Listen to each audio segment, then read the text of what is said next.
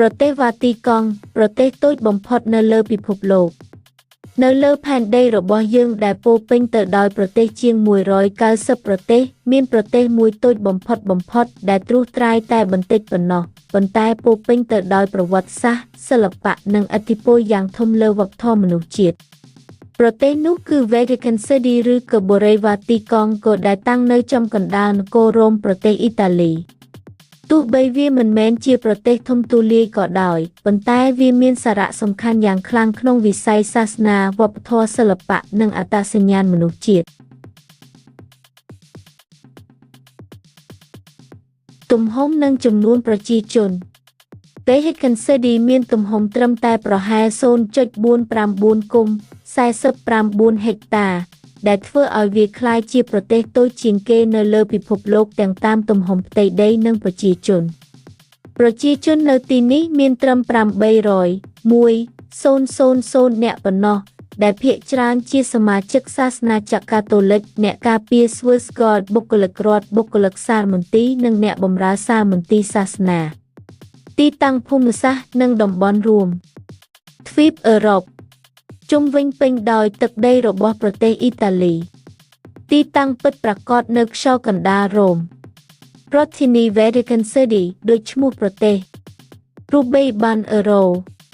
Vatican City គ្មានទឹកដីចូលសមុទ្រទេហើយជាប្រទេសមួយដែលមានព្រំដែនតែជាមួយប្រទេសអ៊ីតាលីប៉ុណ្ណោះប្រវត្តិសាស្ត្រសង្ខេបប្រវត្តិរបស់វ៉ាទីកង់មាន origins តាំងពីសតវត្សទី4បន្ទាប់ពីគ្រិស្តសករាជពេលដែលសាសនាចក្រកាតូលិកចាប់ផ្ដើមកើតមានតំបន់នេះក្លាយជាមណ្ឌលសំខាន់សម្រាប់អ្នកជឿគ្រីស្ទានដោយសារតែជាទីបញ្ចុះសុបសិនប៉ែត Saint Peter ដែលត្រូវបានគេចាត់ទុកថាជាសិស្សដំបូងរបស់ព្រះយេស៊ូវនិងជាបុគ្គលដំបូងដែលគេនិយមថាភពក្នុងរយៈពេលជាច្រើនសតវត្ស Vatican គឺជាផ្នែកមួយនៃ Papal States ទោះជាយ៉ាងណានៅឆ្នាំ1870អ៊ីតាលីបានរួមបញ្ចូល Papal States ទាំងមូលដែលធ្វើឲ្យកើតឡើងវិវាទនយោបាយជាច្រើនឆ្នាំរហូតដល់1929តាមកិច្ចព្រមព្រៀង Lateran Treaty រវាងអ៊ីតាលីនិងសន្លប់សាសនាចក្រកាតូលិក Vatican ត្រូវបានទទួលស្គាល់ជាប្រទេសឯករាជ្យតាំងពីថ្ងៃនោះមកវ៉ាទីកង់មានរដ្ឋាភិបាលដោយខ្លួនឯងច្បាប់ផ្ទាល់ខ្លួននិងសិទ្ធិសមហរណកម្មអន្តរជាតិដោយប្រទេសធំរដ្ឋាភិបាលនិងការដឹកនាំ Vatican City គឺជារដ្ឋ Theocratic Monarchy មានប្រមុខគឺព្រះសន្តិបាត The Pope ដែលជាបុគ្គលមានឥទ្ធិពលខ្លាំងបំផុតក្នុងសាសនាចក្រកាតូលិកពិភពលោកអង្គភាពក្រសួងនានាក្រមប្រឹក្សាសាសនានិងប្រព័ន្ធជំនុំជម្រះច្បាប់ក្នុងប្រទេសត្រូវបានគ្រប់គ្រងតាមច្បាប់ Canon Law ទោះជាប្រទេសតូចប៉ុន្តែវាមានក្រមការពារ Swiss Guard ដែលមានប្រវត្តិចាស់ជាង500ឆ្នាំសេដ្ឋកិច្ចនិងជីវភាពឯកសារផ្លូវការបង្ហាញថាសេដ្ឋកិច្ចវ៉ាទីកង់ពឹងផ្អែកលើបរិច្ចាគពីអ្នកជឿពិភពលោកទេសចរណ៍ការលក់សៀវភៅស្លាកសញ្ញានិងស្នាដៃវិចិត្រសិល្បៈសារមន្ទីរ Vatican Museums តំបន់ទូរទស្សន៍និងវិទ្យុ Vatican វ៉ាទីកង់គ្មានរោងចក្រឬកសិកម្មដូចប្រទេសធម្មតាទេ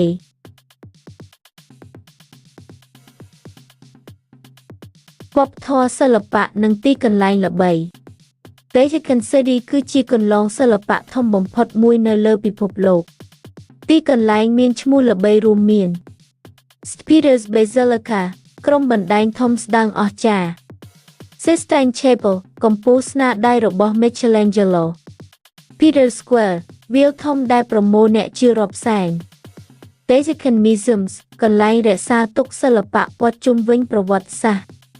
រាល់ឆ្នាំមានអ្នកទេសចរជាង7 លាននាក់មកទស្សនាដោយសារស្ថាបត្យកម្មស្អាតសិល្បៈនិងសារៈសំខាន់សាសនា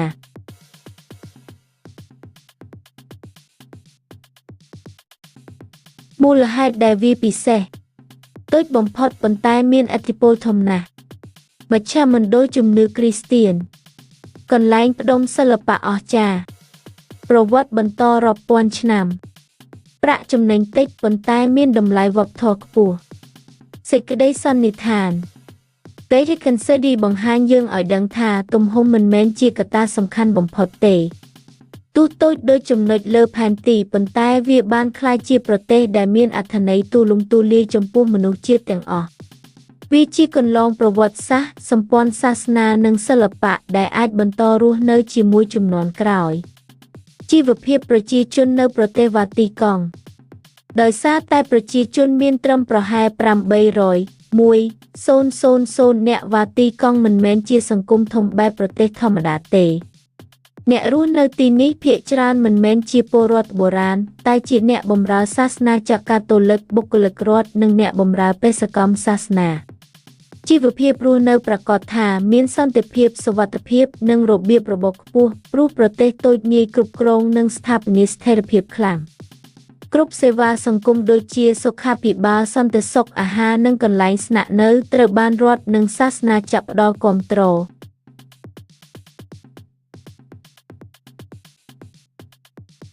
មុខរបររកស៊ីនិងការងារសំខាន់ក្នុងវ៉ាទីកង់មនុស្សមិនមានច្រើនពេលទៅរកការងារដោយខ្លួនឯងទេភាគច្រើនត្រូវបានតំណែងតាមបេសកកម្មសាសនាមុខរបរធំបំផុតរួមមាន1បុគ្គលិកសាសនាជាសង្ឃបូជាចារ្យនិងអ្នកបម្រើព្រះវិហារអ្នកដឹកនាំពិធីសាសនាអ្នកគ្រប់គ្រងបណ្ដាញជំនុំមហាសាល2រដ្ឋបាលនិងរដ្ឋាភិបាលបុគ្គលិកផ្នែកច្បាប់ការិយាល័យរដ្ឋធម្មនុញ្ញការិយាធិបតីសាសនាចក្រ Kyria Roman Base West Guard កងការពារព្រះសិនប៉ាបកងទ័ពប្រវត្តិសាស្ត្រមានតួនាទីការពារសន្តិសុខជាអ្នកការពារចាស់ទុំជាង500ឆ្នាំ4សាមន្ទីរនិងសិល្បៈអ្នកអភិរក្សសិល្បៈ Conservators មគូទេសចរអ្នកជួសជុលនិងគ្រប់គ្រងស្នាដៃ5សេវាកម្មប្រព័ន្ធព័ត៌មាន Vatican Radio Vatican News ការបោះពុម្ពសៀវភៅនិងឯកសារ5វិជ្ជាជីវៈគាំទ្រផ្សេងគ្រូពេទ្យនិងគិលានុបដ្ឋាយិកាបច្ចេកទេសកុំព្យូទ័របុគ្គលិកសន្តិសុខនិងសម្រាមសម្អាត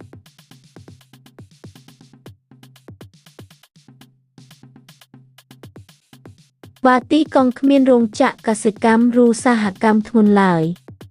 យ៉ាងហោចណាស់សេដ្ឋកិច្ចពឹងផ្អែកលើវិស័យសាសនាវប្បធម៌និងទេសចរណ៍ប្រភពចំណូលសេដ្ឋកិច្ចវ៉ាទីកង់មានលក្ខណៈពិសេសនិងប្លែកពីប្រទេសធម្មតា1ទេសចរណ៍មនុស្សរាប់លានអ្នកមកមើលការលក់សំបុត្រសៀវភៅកាត់បណ្ដឹងនិងអនុស្សាវរីយ៍2សាលមន្ទីរ Vatican Museums ជាប្រភពចំណូលធំបំផុតទទួលអ្នកទេសចរជារៀងរាល់ថ្ងៃ3បរិច្ចាគផ្ទាល់ពីអ្នកជឿការបរិច្ចាគសកលមូលនិធិគាំទ្រការងារសង្គមសាសនា4ការបោះពុម្ពសំបុត្រហ្វាំងនិងស្លាកប្រាក់រូបិយប័ណ្ណអឺរ៉ូមានតម្លៃប្រមូលខ្ពស់5ស្ថាប័នហិរញ្ញវត្ថុវ៉ាទីកង់គ្រប់គ្រងមូលនិធិសប្បុរសធម៌និងការរក្សាទុនជាតិយុទ្ធសាស្ត្រអភិវឌ្ឍនិងរកចំណូលវ៉ាទីកង់បន្តរស់ដោយយុទ្ធសាស្ត្រអភិរក្សសិល្បៈនិងបេតិកភណ្ឌរក្សាទុកស្នាដៃអរូបីពិភពលោកទាក់ទាញទេសចរនិងអ្នកស្រាវជ្រាវជំរុញទេសចរគុណភាពខ្ពស់មកគូទេសជំនាញការអភិវឌ្ឍសេវារដ្ឋបាលនិងសុវត្ថិភាពគាំទ្របរិច្ចាគសកលបេសកកម្មមនុស្សធម៌ជួយប្រទេសក្រីក្រនិងជនរងគ្រោះរដ្ឋបាលប្រកបដោយតម្លាភាពគ្រប់គ្រងហិរញ្ញវត្ថុយ៉ាងប្រុងប្រយ័ត្ន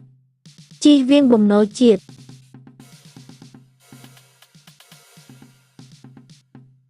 គោលបំណងមិនមែនរកចំណូលធំទេតែរក្សាការបម្រើសាសនាចក្រនិងបេសកកម្មមនុស្សធម៌សេចក្តីសន្និដ្ឋាន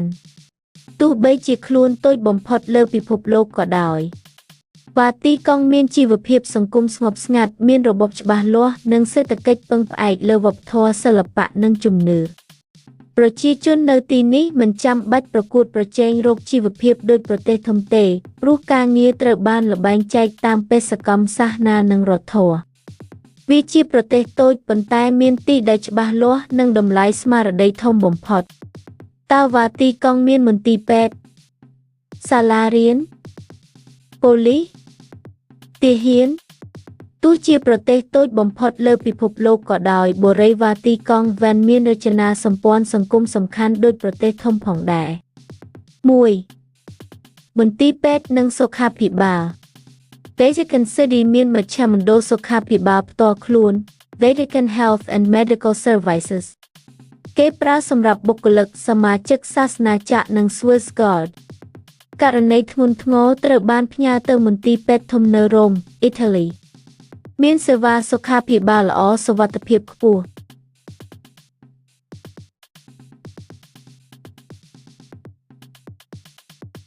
2. សាលារៀននិងការអប់រំ វ៉ាទីកង់មិនមានសាលាធំមធ្យមសិក្សាសម្រាប់កុមារទេ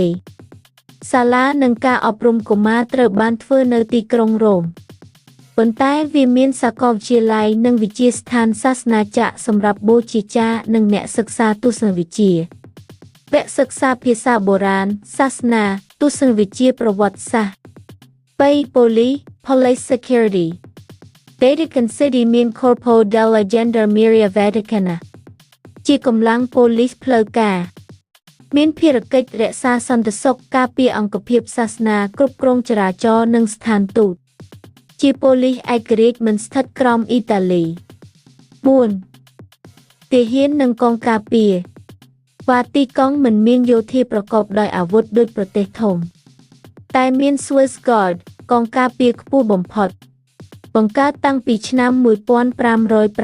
1506 មានភារកិច្ចការពារព្រះសន្តិភាពព្រះរាជដ្ឋាននិងព្រឹត្តិការណ៍ធំ ប្រហែល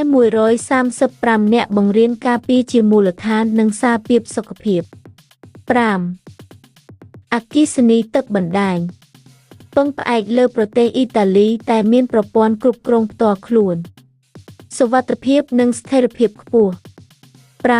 6. ប្រព័ន្ធច្បាប់និងតុលាការ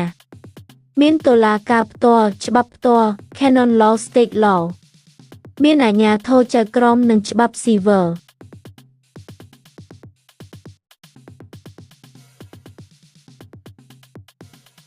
សេចក្តីសន្និដ្ឋាន ទោះតូចតែ 0.459 គីឡូម៉ែត្រការ៉េ វ៉ាទីកង់មានរដ្ឋាភិបាលរួមបញ្ចប់ប៉ូលីសមន្ទីរពេទ្យសេវារដ្ឋកងការពារ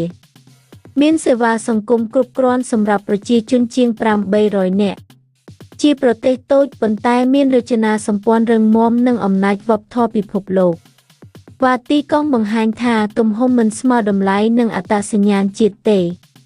ប្រាក់ចំណូលប្រជាជនវ៉ាទីកង់ក្នុងមួយឆ្នាំ ប្រទេសវ៉ាទីកង់មានប្រជាជនតែប្រហែល 800 នាក់ប៉ុណ្ណោះ តាមការប៉ាន់ស្មានសេដ្ឋកិច្ចអន្តរជាតិប្រាក់ចំណូលមធ្យមក្នុងមួយឆ្នាំរបស់មនុស្សម្នាក់នៅទីនេះស្ថិតនៅចន្លោះ 20,000s ដល់ 30,000s ក្នុងមួយឆ្នាំ ប្រហែល 80 លានដល់ 120 លានរៀលក្នុងមួយឆ្នាំ សេដ្ឋកិច្ចរបស់វ៉ាទីកង់មិនដូចប្រទេសធម្មតាទេព្រោះវាមិនមានឧស្សាហកម្មឬកសិកម្ម ប្រាក់ចំណូលភាគច្រើនមកពី ការទេសចរណ៍ ការលក់សំបុត្រមិនទាន់បានប្រើរូបថតនិងអនុស្សាវរីយ៍ សារមន្ទីរនិងទីតាំងបេតិកភណ្ឌ ការបរិច្ចាគព្រះវិហារកាតូលិកគ្រប់ពិភពលោក បោះសន្លឹកប្រាក់និងសំបុត្រហាយតាំង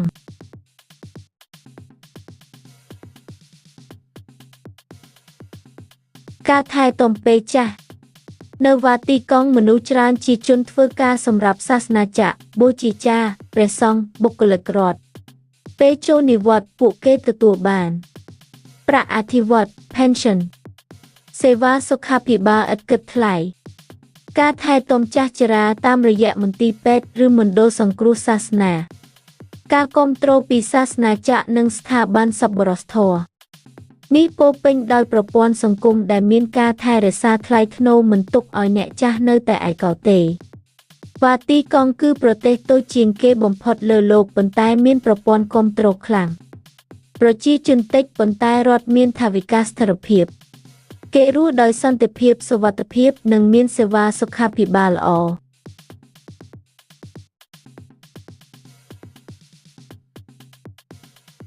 សង្ខេបពី Vatican City Vatican City គឺជាប្រទេសតូចបំផុតលើពិភពលោកមានទំហំត្រឹម 0.454 គីឡូម៉ែត្រការ៉េនិងប្រជាជនប្រហែល 801,000 នាក់ទោះតូចប៉ុណ្ណោះវាក៏មានឥទ្ធិពលខ្លាំងលើសាសនាវប្បធម៌និងសិល្បៈប្រទេសនេះស្ថិតនៅចំកណ្ដាលទីក្រុងរ៉ូមប្រទេសអ៊ីតាលីហើយជារដ្ឋធានីផ្ទាល់ខ្លួនសម្រាប់សាសនាចក្រកាតូលិក Vatican City មានរដ្ឋាភិបាលដោយព្រះសន្តិបាតកងការពារ Swiss Guard មន្ទីរពេទ្យប៉ូលីសនិងសេវាសង្គមគ្រប់គ្រាន់សម្រាប់ប្រជាជនសេដ្ឋកិច្ចផ្អែកលើទេសចរណ៍សារមន្ទីរបរិច្ចាគសាសនានិងសិល្បៈទីកន្លែងល្បីរួមមាន St. Peter's Basilica, Sistine Chapel, St. Peter's Square និង Vatican Museums ប្រជាជននៅទីនេះរស់ដោយសន្តិភាពមានសុវត្ថិភាពនិងទទួលបានការថែទាំពេលចាស់ទោះតូចប៉ុណ្ណោះវាក៏បន្តតម្លៃវប្បធម៌និងឥទ្ធិពលលើមនុស្សជាតិជាទូទៅ